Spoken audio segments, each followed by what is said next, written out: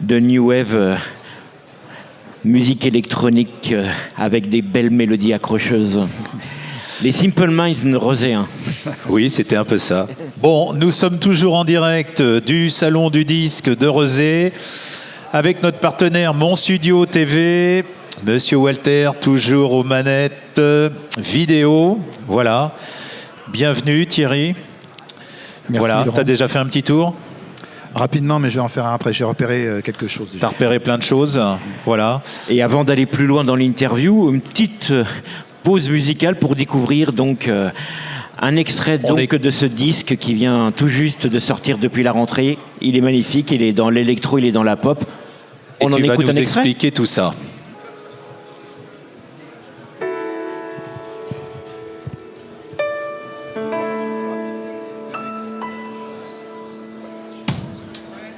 Take a train to Paris.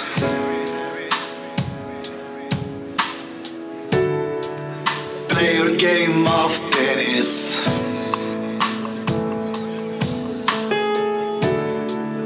Drinking a beer outside.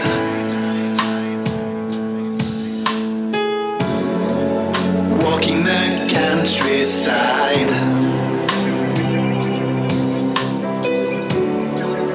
Do trekking in the desert. Go to a Alors sur ce morceau, on est dans concert. l'électro-pop très tempo lent, mais il y a aussi des choses beaucoup plus rapides, un peu plus dansantes aussi parfois.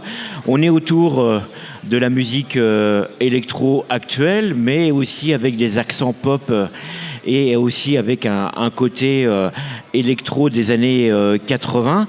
Alors entre ton début de carrière en chanson comme chanteur du groupe Incognito avec cette célèbre cassette mythique Pluie et brouillard qui vous a fait connaître et ensuite ce 45 tours avec ce groupe donc qui était proche dans l'esprit synthétique des Simple Minds, comment ce parcours entre Incognito, dont faisait également partie Laurane Fakir, comment tu es arrivé à ce projet solo qui ressemble plus à un travail de laboratoire, un travail de studio, beaucoup moins sur le live qui avait une grande importance à l'époque des années 80 avec un groupe Incognito qui a finalement pas mal tourné.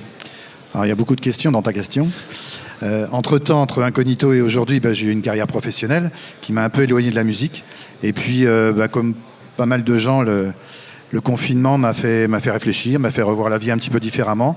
Et là, j'ai décidé de me remettre à la musique. Je composais chez moi, j'ai un petit home studio chez moi. Donc, j'écrivais, je composais. Et puis, au bout du bout, j'avais une dizaine de morceaux qui me paraissaient intéressants. Donc, c'est là que j'ai décidé de franchir le pas, de franchir le cap et sortir cet album. Sachant que la finalité, maintenant, c'est de faire du live. Et là, j'ai un message puisque je cherche un claviériste, c'est-à-dire dans un premier temps je voudrais former un trio, donc composé d'un guitariste, d'un claviériste et de moi-même au chant. Guitariste est trouvé, mais claviériste je n'ai pas. Donc si quelqu'un joue du clavier, veut jouer ce type de musique et veut faire de la scène, eh ben, il est le bienvenu parce que je cherche actuellement. On va refaire un appel et notamment même sur les réseaux sociaux, à la suite de cette petite interview, on pourra mettre que tu recherches effectivement des musiciens. Donc en fait, ce 10 titres, tu avais des petites choses que tu avais fabriquées dans ta petite chambrette. Tu as voulu aller plus loin. Qu'est-ce qui a déclenché et avec qui tu as travaillé? Comment tu as travaillé un petit peu tout ce CD? Parce qu'effectivement, au départ, dans ma chambrette, comme tu dis si bien, c'était un projet solo. J'ai tout composé, mais bon, j'ai des limites en matière de musicien. Je ne suis pas un grand musicien. Et du coup, j'ai été chercher quelqu'un qui s'appelle Daniel Bonny, en l'occurrence, qui a fait les arrangements de l'album, qui a réenregistré les parties de clavier, puisque lui c'est un très bon instrumentiste. Oui. C'est un Musicien claviériste nantais. qui a travaillé avec le groupe Jama. Exactement. Jam Session voilà. également. C'est lui qui m'avait enseigné la MAO, musique assistée par ordinateur, donc ça me semblait logique de continuer l'aventure avec lui. Donc il a fait les arrangements, il a rejoué des parties de synthé. Et puis il a un studio également, donc on a tout enregistré chez lui, tous les instruments étaient enregistrés chez lui à Pornic, dans son studio. Mais toi, quel est ton instrument de prédilection? Parce que tu joues de quel instrument, justement? Parce qu'il faut bien commencer par coucher quelques notes, même si c'est de la musique assistée par ordinateur?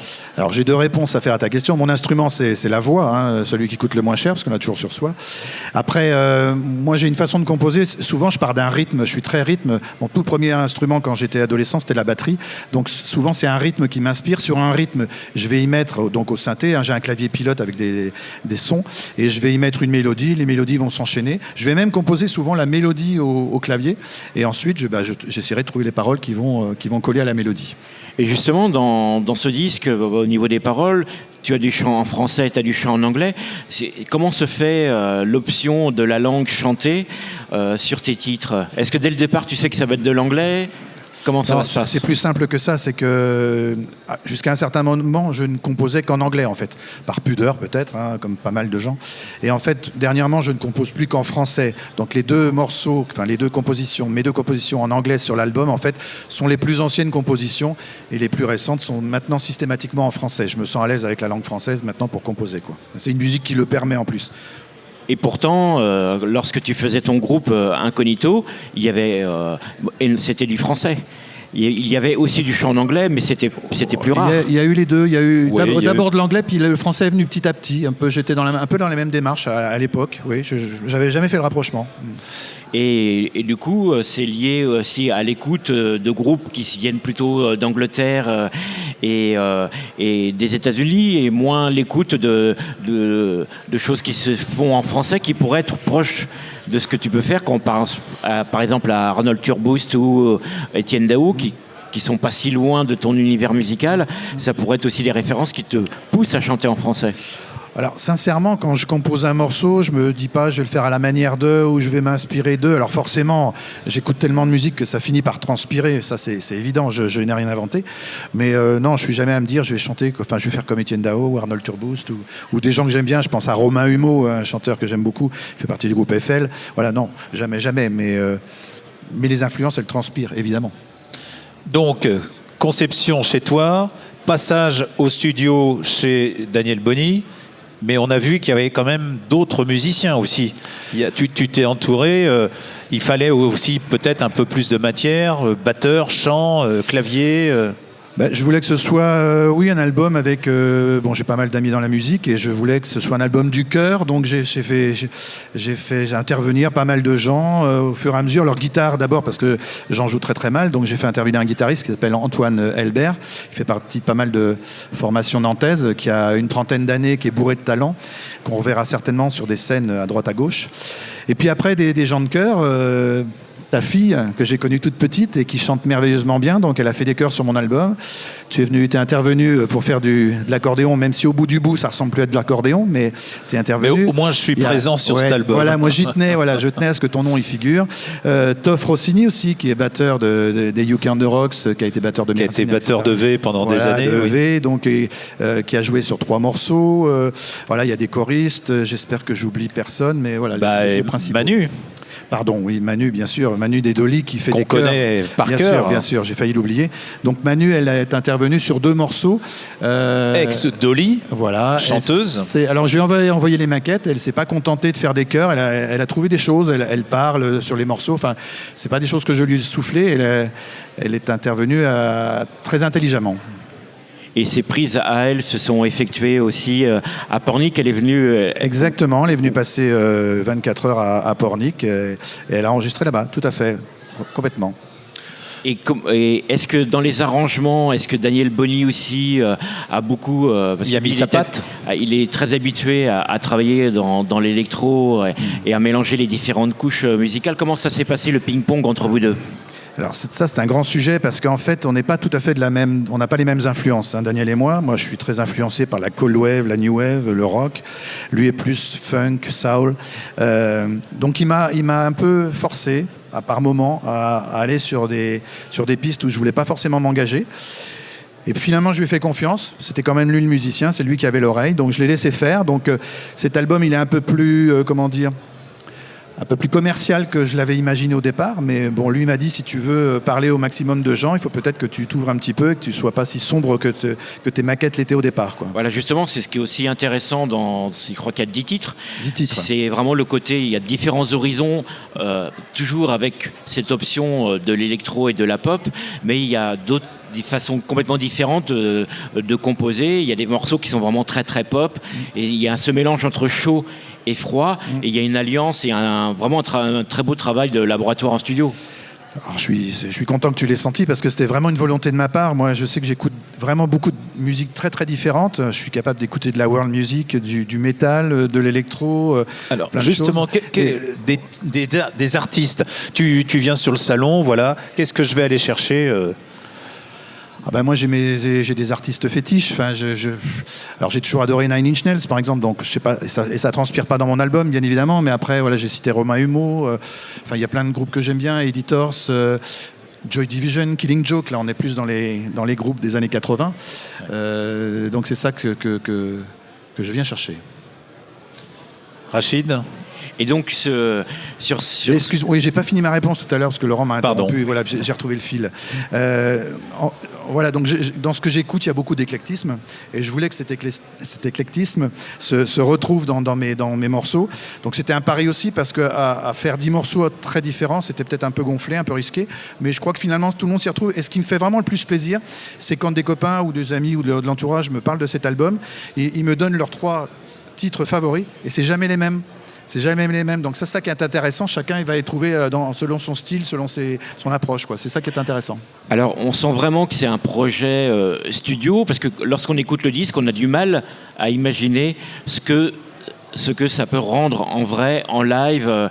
Alors du coup, est-ce que tu t'en es rendu compte en créant les morceaux, et il n'y a que maintenant que tu essayes d'imaginer comment tu peux trouver une cohérence en live, parce qu'on part vraiment dans différents univers sonores autour de cet album, et du coup le concept live peut sembler un peu étonnant, et ça semble vraiment être un projet studio. Oui, mais je pense que le son sur scène pourra être justement entre une configuration un peu électro, une configuration un peu rock. Dans un tout premier temps, comme je disais tout à l'heure, moi ce que j'imagine en tout cas, c'est un trio, donc avec un vrai guitariste, un vrai clavier, un chanteur. Et le clavier va jouer des choses en direct, et puis il peut y avoir des séquences derrière en même temps. Enfin, tout ce qui est la batterie sera une séquence dans un premier temps. Après, si ça marche bien, pourquoi pas s'associer les services d'un batteur et d'un bassiste. Moi, j'en rêve, hein, et tout en gardant cette sonorité new wave, bien évidemment, quoi. Mais pour moi, non, il n'y a pas de... Je m'arrête pas sur le son du disque. C'est comme quand je vais voir un groupe, si c'est pour écouter exactement ce que j'ai entendu sur disque, ça sert à rien. Donc sur scène, ce sera forcément des versions un petit peu différentes. J'ai fait un lancement, et je finis ma réponse, j'ai fait un lancement de ce disque j'avais lancé une campagne de financement participatif. J'ai fait une petite soirée de lancement auprès des souscripteurs, et on a joué 5 morceaux de l'album uniquement guitare-chant. Et ça le faisait. Alors que c'est pas prévu comme ça du tout dans l'album, quoi. On a revisité les morceaux et c'était vraiment un grand plaisir, parce que là on va vraiment chercher la quintessence du morceau, et on s'aperçoit que le morceau il tourne quand même sans artifice, uniquement une guitare et un chant, quoi. Voilà. C'est toujours ce qu'on dit, si c'est un bon morceau, guitare-voix, il tient. Voilà, c'est aussi... J'osais pas le dire, mais c'est ça. Non, mais voilà, je le dis parce que... Sachant que l'essence, c'est la mélodie. Et voilà, et j'ai vu ce que tu as fait sur la sortie de l'album avec juste un guitariste et le chant, et les morceaux, ils tiennent, voilà. Je voulais revenir sur... Il y a deux reprises sur cet album. Pourquoi ces 2 reprises? Est-ce que c'est vraiment ton univers, ou comment tu as pu choisir ces 2 reprises? Parce que comme tu nous cites un tas d'artistes que tu aimes bien, comment ça s'est fait? Ça s'est fait un peu naturellement. D'abord, j'ai toujours été un fan des reprises. Enfin, tu peux en témoigner, quand on jouait dans Incognito tous les deux. J'ai souvent essayé d'imposer des reprises, même en concert. Du Patti Smith, notamment. Voilà, par exemple, des U2, etc. Et j'aime bien en plus The Cure, que les morceaux soient revisités. Pareil, si c'est pour les rejouer tels quels, ça sert à rien. Mais là aussi, on peut les revisiter. Alors 2 reprises pour un album de 10 titres, c'est beaucoup. J'en avais conscience, mais j'arrivais pas à me séparer ni de l'un ni de l'autre. Alors pourquoi alors on peut parler déjà du morceau, de la reprise de Kraftwerk, Computer Love. C'est un morceau qui date de 1975, et par accident un jour je l'ai entendu. Et j'ai trouvé que ce morceau, il avait vraiment des gimmicks vraiment puissants. Sauf que il avait un peu le son de l'époque, et nos oreilles depuis, elles se sont habituées à un autre son. Donc le challenge que je me suis donné, c'est de lui donner un son plus actuel, mais bien évidemment en gardant la quintessence de la chose.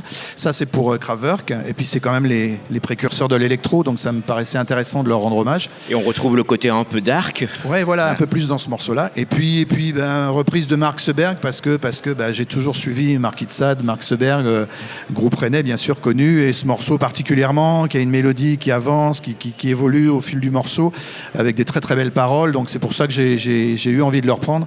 Alors c'est rigolo parce qu'en même temps, et ça c'était pendant le confinement, quand j'ai eu le projet, en même temps Dominica a repris ce morceau-là, guitare-chant sur son album. Alors j'ai dit qu'est-ce que je fais, je le mets ou pas, je voulais pas rentrer en concurrence. Et l'aspect visuel aussi, puisque tu as déjà sorti 2 clips. Alors en plus, toi, dans ton carrière professionnelle, tu as travaillé dans l'imprimerie. Donc le visuel pour toi est aussi important. Alors que ce soit sur le travail dans la pochette ou dans le travail des clips, comment tu as travaillé sur ce projet ? J'ai fait appel à de la jeunesse. J'y tenais beaucoup aussi parce que moi j'aime bien mélanger les générations. Et donc j'ai fait appel à une amie de ma fille qui a une 30aine d'années, qui est multi-polyvalente, enfin comme tous les jeunes sont aujourd'hui. Et en fait, c'est elle qui a fait les 2 clips. C'est elle qui a fait tout l'habillage de la pochette, tout ce qui est art director, quoi. Enfin, et je lui ai fait confiance. Moi j'avais des petites idées pour les clips. On a mélangé nos idées et je lui ai rien imposé. Je me suis laissé faire. Et je suis satisfait du résultat parce qu'avec peu de moyens, on a fait quand même 2 clips qui tiennent la route, il me semble. Donc c'était le principal, quoi.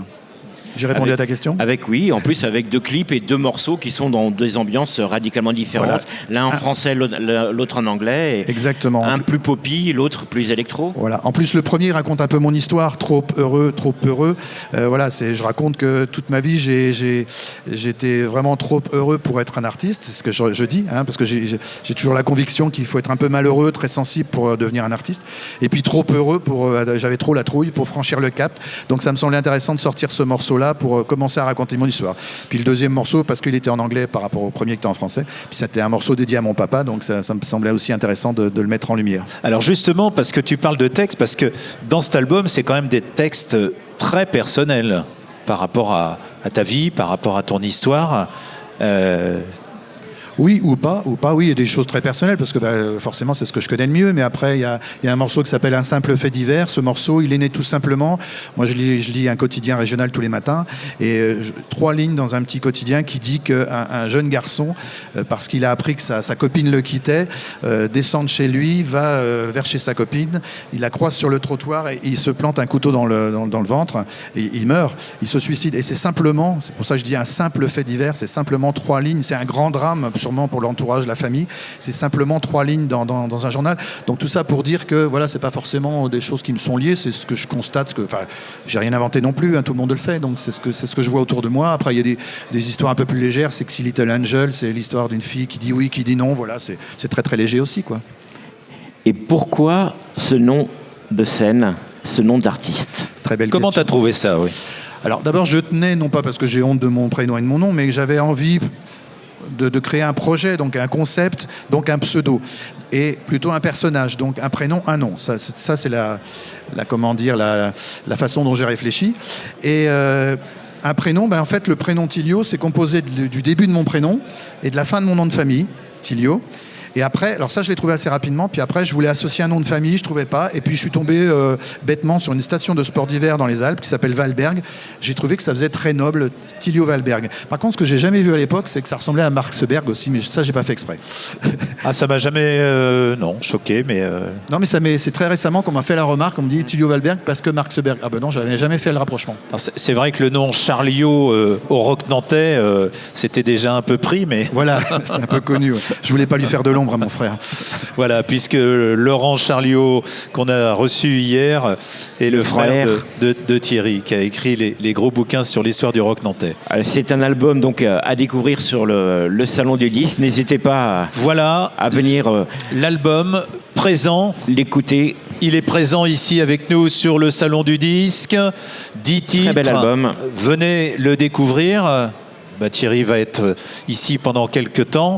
Vous allez pouvoir acheter l'album, Un faire beau travail une d'orfèvre. petite dédicace, et puis on se retrouve dans quelques instants avec La suite des interviews. d'autres artistes. Voilà. Merci Rachid, merci Laurent. Merci. À bientôt. Ouais.